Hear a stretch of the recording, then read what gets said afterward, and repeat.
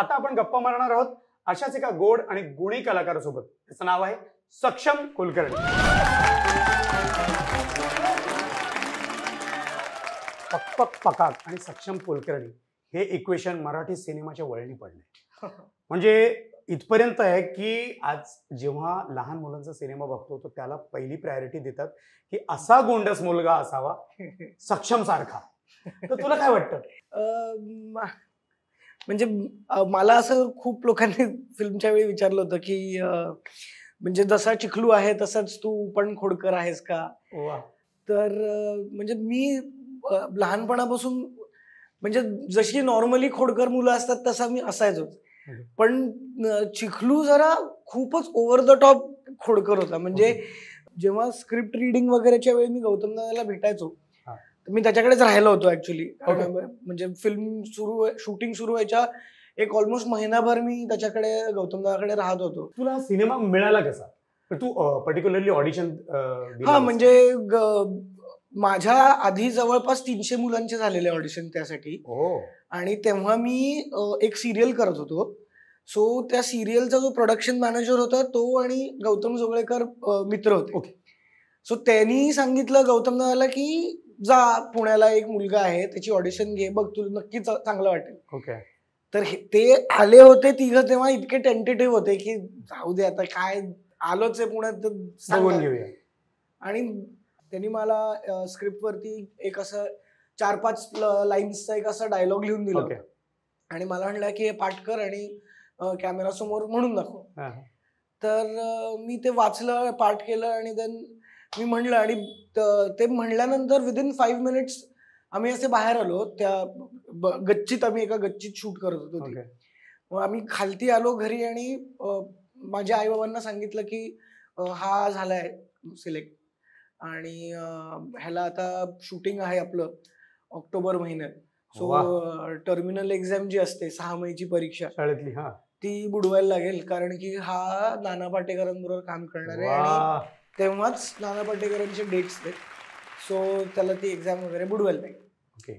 So आई बाबा agreed. आणि म्हणजे माझी आई टीचरच होती ज्या शाळेत मी शिकत होतो सिम्बायसिस मध्ये. शी वॉज टीचिंग देअर. आणि मग आम्ही रितसर आमच्या प्रिन्सिपल मॅमना भेटलो आणि मग त्यांना विचारलं त्यांना सांगितलं की असं आहे आणि it is a big opportunity तर प्लीज म्हणजे सपोर्ट ऑब्व्हियसली. First class. मला कौतुक वाटतं की घरच्यांनी लगेच सपोर्ट दिला. ऑफकोर्स नाना नाव ऐकल्यावर सगळे सपोर्टिव्ह होतातच. पण त्या रोलसाठी सिलेक्ट होणं आणि मग तिथून तुझा प्रवास सुरू.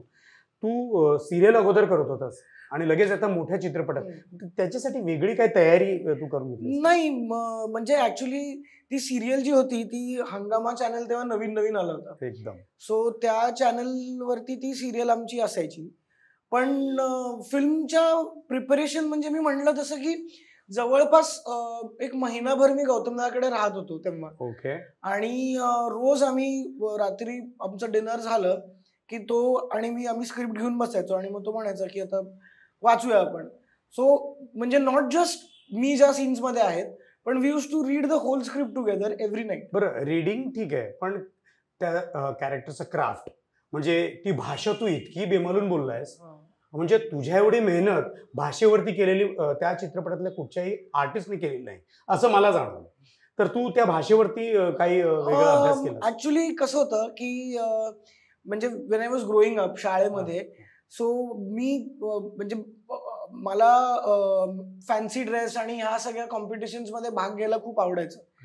आणि एव्हरी टाइम म्हणजे my father he use to find काहीतरी वेगवेगळं मला ते माझ्याकडनं करून घ्यायचे. म्हणजे ते ऍक्टर आहेत का? नाही म्हणजे ते अजिबात नव्हतं. नाही पण त्यांना असं वाटायचं की सक्षम can do multiple things. So त्यांनी माझ्याकडनं बऱ्याच वेगवेगळ्या ह्याच्यातनं माझ्याकडनं त्यांनी. तुझ्या बाबांनी पहिला कलाकार तुझ्यातला हेरला?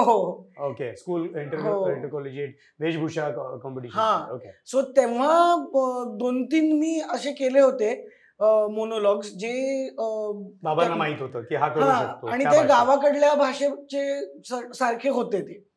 सो मग ते तेव्हा बाबा असं म्हणले की हे जरा टफ आहे तर हे तू करून बघ तुला बघ जमेल का. आणि ते मी तेव्हा ते मोनोलॉग्स पाठ केले होते आणि ते एकदम व्यवस्थित मी म्हटले होते. सो मला त्या भाषेचं आयडिया होती, पण जेव्हा मी वाचत होतो स्क्रिप्ट गौतम बरोबर, सो त्याच्या रोज वाचता वाचता एक ढब आली.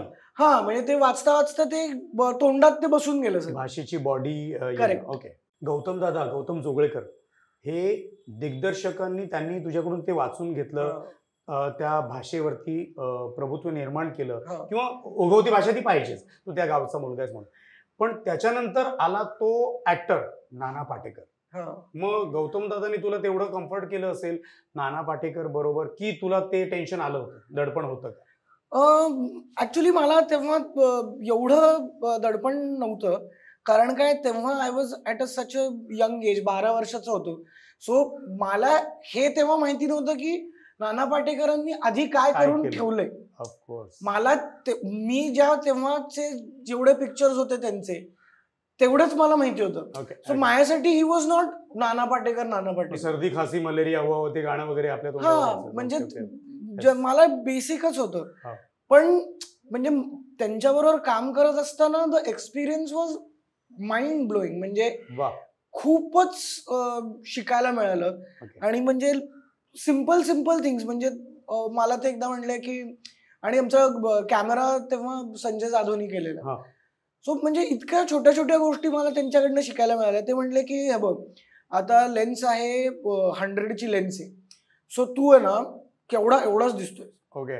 सो तू जास्त हल्लास ना तर ते खूप डिस्टर्ब होतं. सो यू शुड बी असं पॉइज्ड. आणि सो मला त्यांच्याकडनं लेन्सेस, की कुठल्या लेन्समध्ये कसं दिसतो आपण, केवढे दिसतो, फोकल लेंथ वगैरे, हे सगळं मला त्या एवढ्या यंग एज मध्ये कळायला लागलं.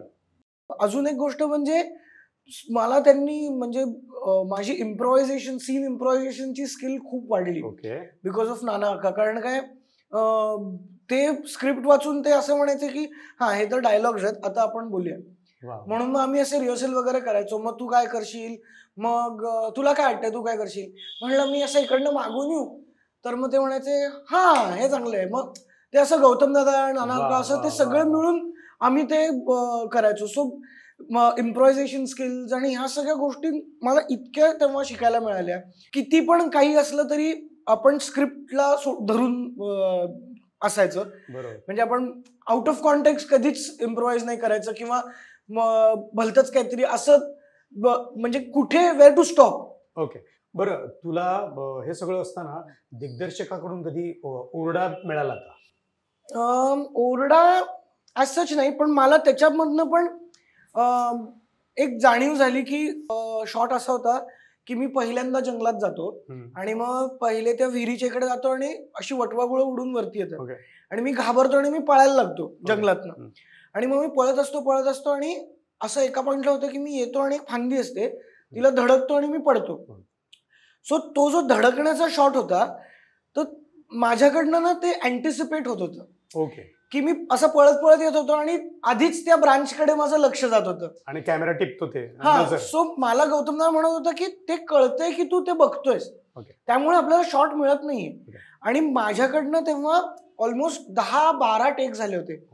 आणि पक फिल्म वरती शूट केलेली फिल्म आहे, म्हणजे नेगेटिव्ह वरती शूट केलेली. सो तेव्हा मला हे जाणवलं की त्यांनी मला 12व्या टेक नंतर असं बाजूला घेतलं. तो म्हणाला तुला लास्ट चान्स देतो, कारण की काय ना, ते जी फिल्म आहे ते जे 400 फूट जे असतं, 400 फीटची जी फिल्म आहे, तो एक कॅन असतो 14,000चा. ओके. आणि तुझ्यासाठी आता 2 वेस्ट झाले. ओके. सो तू बघ आता 14चा पाढा पाठ कर. हा, म्हणजे आता तुला मी लास्ट चान्स देणार आहे. ते जर झालं नाही तर हा असाच घाणेरडा शॉट फिल्म मध्ये दिसेल. Okay. So do you want that to happen. मी म्हणलं नाही मी करतो, सॉरी असं खूप. आणि मग तो शॉट माझ्याकडनं झाला, पण नॉट बिकॉज की मला त्यांनी वॉर्निंग दिली किंवा काय. ही मेड मी रिअलाइज की तू आत्ता जे करतोयस त्याच्यापेक्षा तू जर जास्त एफर्ट टाकलास त्या गोष्टीमध्ये तर ते तू परफेक्ट करू शकशील. ऑफकोर्स. आत्ता तुझं असंच वरवर केल्यासारखं होतंय, म्हणून ते अँटिसिपेट होते. तू जर अजून एफर्ट टाकला तर ते तुझ्याकडनं होणार आहे. शॉट अगदीच मस्त, बेमालूम झाला, अगदीच मस्त. अच्छा, नारायणी शास्त्री ह्या चित्रपटातली एक महत्वाची भूमिकेत हो. होती ती साधारण हिंदी सिरियल मधून आम्ही सर्वांनी पाहिली आहे तिला. पण ती मराठीत आल्यानंतर तिने वेगवेगळ्या काही म्हणजे तिने काही वेगळा अभ्यास केला का मराठी आत्मसात करण्यासाठी? ती शी वर्क रिअली हार्ड. म्हणजे मला ती every morning she use to call me आणि मग मला म्हणायची ये बस माझ्याबरोबर पेपर वाच. ओके. सो आम्ही दोघं use to read newspaper together. हा हा. आणि मग ती मला म्हणायची की तू माझ्याशी मराठीतच बोलत बोलत जा. हो. So she really work hard on her language. की तिचं मराठी म्हणजे आता फिल्म एवढ्या लोकांनी बघितली आहे पण असं वाटत नाही की मराठी नारायणी नाहीये. हा नारायणी अमराठी असं वाटत नाही. बरोबर बरोबर. सो दॅट म्हणजे शी रिअली वर्क हार्ड आणि ते फिल्म मध्ये दिसून येतं. तिच्याबरोबर काही गमती जमती घडल्या का? इट वॉज म्हणजे आपण असं म्हणतो ना की एक प्रोजेक्ट असतं की जिकडे सगळ्या गोष्टी जमून येतात ओके. आणि it becomes like a perfect भट्टी म्हणतो आपण. Correct correct. पण म्हणजे सगळ्यांबरोबरच खरं तर मला खूपच मजा आली आणि वा. एस्पेशली म्हणजे नारायणी बरोबर तर जे आमचं ते हे गाणं होतं साळूचं आणि माझं एक असं हो हो. गाणं आहे प्लेफुल. अप्रतिम गाणं आहे. तुझं लगीन साळू असं त्या गाण्याचं नाव. सो ते करताना गाणं खूप मजा आली कारण एकतर त्याच्यात मी वेगवेगळ्या कॅरेक्टर्स मध्ये दाखवलंय की मी असा एक सेनापती दाखवलोय कधीतरी ओके. की तिच्या ड्रीम मधला नवरा कसा असतो असं त्या गाण्यामध्ये त्यांनी सांगितलंय. सो कधी मी असं सेनापती असतो कधी शेतकरी दाखवलोय. सो असं ते वेगवेगळे माझे कॉस्ट्युम्स तेव्हा केलेले. अरे वा. Okay. So it was a fun process. आणि तेव्हा पण मला आठवतंय एक शॉट होता त्या गाण्यातला आणि म्हणजे मला नीट एवढं ग्रास्प नाही करता यायचं तेव्हा. हा हा. सो सोनियाताई होती, सोनिया परचुरे आमची Okay, कोरिओग्राफर okay. होती. सो ते एक स्टेप होती की अशी नारायणी त्या शिडीवरनं वर येते आणि मी असं ती स्टेप करत करत खाली बसतो आणि ती स्टेप मला काही जमतच नव्हती. ओके. तर तेव्हा परत एकदा मला गौतम हे घाण दिसणार आहे तुला चालणार आहे का? म्हटलं, "नाही, नाही, करतो होईल होईल होईल." मग ते झालं That फायनल. was okay. बरं, पक पक पकाक मध्ये सक्षम कुलकर्णीने रंगवलेला चिखलू सर्वांना आवडला. नॉट ओनली महाराष्ट्र पण भारतात जेवढे चित्रपट बनतात सगळ्या दिग्दर्शकांचा तू लाडका फेस झालास आणि सगळ्यांना असं वाटू लागलं की अरे यार मेरी जो स्टोरी में वो बच्चा है वो ऐसा होना चाहिए. म्हणजे पॅरामीटर सेट झाले. तर तुला अवॉर्ड आणि हे सगळं त्या एज मध्ये मिळाले तर तू काय एन्जॉय केलं म्हणजे तुला कसं वाटत होतं ते यश? म्हणजे ऍक्च्युली मी काय म्हणतो आपण म्हणजे आम्ही जेव्हा शूट करत होतो तेव्हाच मला सगळेजण असं सांगत होते की म्हणजे तेव्हापासून ग्रूम करत होते की माणसांनी कसं डाऊन टू अर्थ राहायला पाहिजे. Okay. कारण रिलीज झाल्यानंतर त्यांना माहिती होतं की it is going to be a big film. Big hit. So म्हणजे डाऊन टू अर्थ राहायला पाहिजे हे मला तेव्हापासून छोट्या छोट्या गोष्टींमध्ये ते सांगत होते की आपण नेव्हर लिव्ह अर्थ. हवेत जाऊन काही उपयोग नाही कारण काही होत नाही काही. पण it was a very overwhelming experience. म्हणजे आमचा मुहूर्त होता तिकडे खूप रिपोर्टर्स होते आणि असे बरेच न्यूज चॅनल्स. हा तर ते मला ते असं आपण म्हणतो ना डोळे दिपवणारं असतं ते. वा वा. तसं ते होतं माझ्यासाठी. पण म्हणजे तेव्हा पण मला खूप सपोर्ट केला की कसं उत्तर द्यायला पाहिजे किंवा काय बोलायला पाहिजे. अजिबात न घाबरता कसं न्यूजवाल्यांशी बोलायला हवं. सो खूपच मजा आली आणि आमचं फिल्म गॉट नॉमिनेटेड सिंगापूरला एक Asian festival of first films म्हणून एक फेस्टिवल आहे. सो तिकडे फिल्म आमची नॉमिनेट झाली होती आणि तिथे there was no child actor category नव्हती. ओके. सो मला तिकडे नॉमिनेशन मिळालं होतं इन मेल ऍक्टर्सच्या कॅटेगरीमध्ये. ओके. आणि गेलो आम्ही इकडनं दोघं जण आमचा प्रोड्युसर आशिष रेगो आणि वी वेंट टू सिंगापूर. मग छान आम्ही फिरलो सिंगापूर आणि मग अवॉर्ड नाईट्सच्या दिवशी मला सरप्राईज म्हणून माझी आजी आणि माझे बाबा पण आले होते अवॉर्ड फंक्शनला. आणि तिने अनाऊन्स केलं की नॉमिनेशन असे असे आहेत आणि हे आणि आमचं नॉमिनेशन्सच्या वेळी ते क्लिप दाखवतात ना फिल्म मध्ये की हा तो आहे. तर माझ्या फिल्मच्या वेळी खालती तिथे सबटायटल्स होते. तर माझ्या ते क्लिप दाखवल्यानंतर ते सबटायटल अजून अख्खा ऑडियन्स हसला वा वा वा की किती हे. आणि मग मी असं बसलो होतो आणि मग काही नाही, मला असे सगळीकडनं बाबा आणि आमचं प्रोड्युसर सगळे डोंट वरी असं वगैरे करतात. आणि मग त्यांनी तिकडे अनाऊन्स केलं की द अवॉर्ड गोज टू, आणि मग सक्षम असं. तर असे सगळे वाव आणि असे सगळे उभे राहिले. आणि मग मी गेलो तिथे, इंटरनॅशनल लेवलचं अप्रिशिएशन मिळलं. आणि मग मी गेलो स्टेजवरती. मग मी स्पीच प्रिपेअर केलेला, काय काय बोलायचं, आणि मग मी ते म्हणलं सगळं. आणि मग माय स्टील रिमेंबर, मी गेलो स्टेजवर पळत पळत, आणि मी म्हणलं की I was sitting there and praying. तर अख्खा ऑडियन्स हसायला लागला, बिकॉज मी आय वॉज स्मॉल, म्हणजे मला तेव्हा असं. बरोबर. आणि ते अवॉर्ड मिळालं, आणि परत आलो, एन्जॉय केलं. लोकांच्या पण घरी फोनवरती फोन आले. हो, आणि आम्ही परत आलो तेव्हा गौतम दादा वगैरे हे सगळे एअरपोर्ट वरती ढोल ताशांचं पथक घेऊन आले. आणि मला त्यांनी उचलून बिचलून घेतलं. सो म्हणजे celebration. The film has given me larger than life a lot.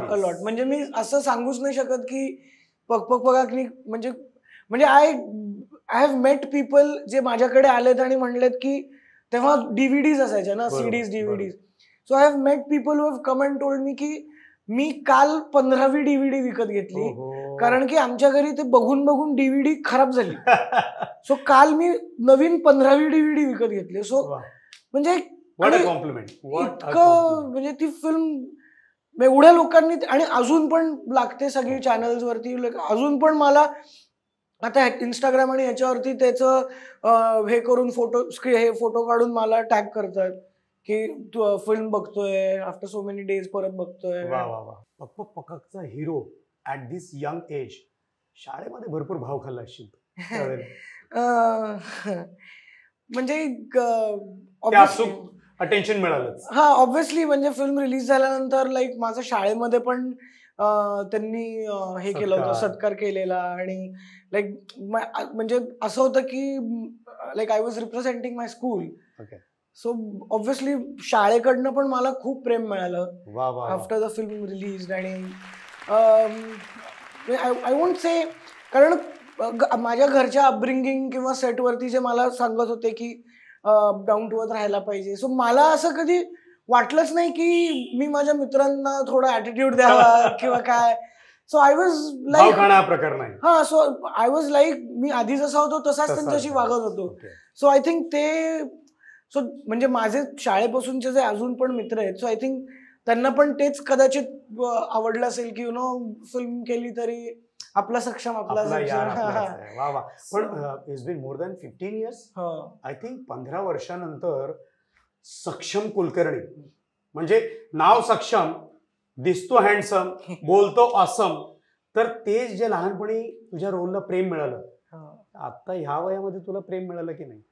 मला अजून पण म्हणतात की मी तसाच दिसतो म्हणून.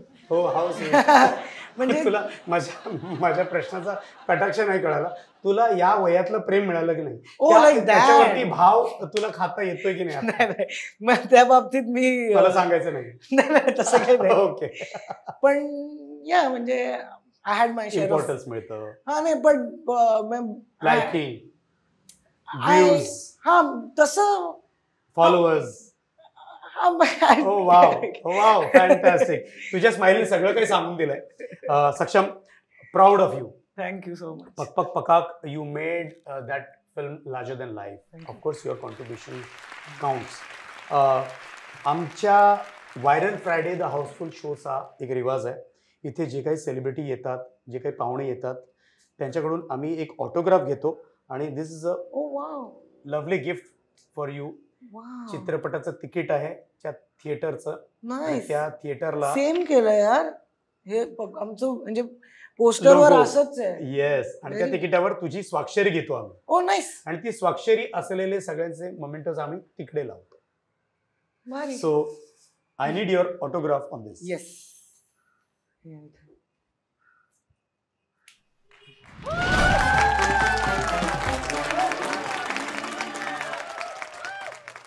So fantastic, so fabulous. Look at this. आणि हसरा चेहरा सुद्धा स्वाक्षरी खाली काढला. So fabulous and fantastic. A real genius celebrity kid. आता किड नाही म्हणता येणार, आता यंग चॅप.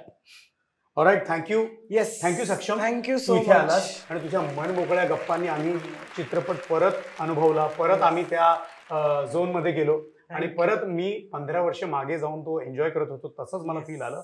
आणि thank you so very much. Thank you. आपल्या व्हायरल फ्रायडेच्या या भागात सक्षमचं आम्ही मनापासून धन्यवाद देतोय. Thank you. Thank you so much. Thank you. आता जे किस्से तुम्ही ऐकाल ते सारेच यत्र तत्र सर्वत्र व्हायरल झालेले आहेत, पण ज्यांनी कुणी हे लिहिले आहेत त्याला साष्टांग दंडवत. नातवाने आजीला पहिल्यांदाच ईमेल आयडी बनवून दिला आणि विचारलं, ए आजी, पासवर्ड काय ठेव ग? अरे पासवर्ड म्हणजे काय? अगं ते असतं ना, तिळा तिळा दार उघड, म्हणजे डिजिटल सिक्युरिटीसाठी ते फार मोठा असावा लागतो आणि सहजासहजी कुणाच्या लक्षात आला नाही पाहिजे, कुणी गेस नाही केलं पाहिजे. मगली लवथवती विक्राळा ब्रह्मांडी माळा.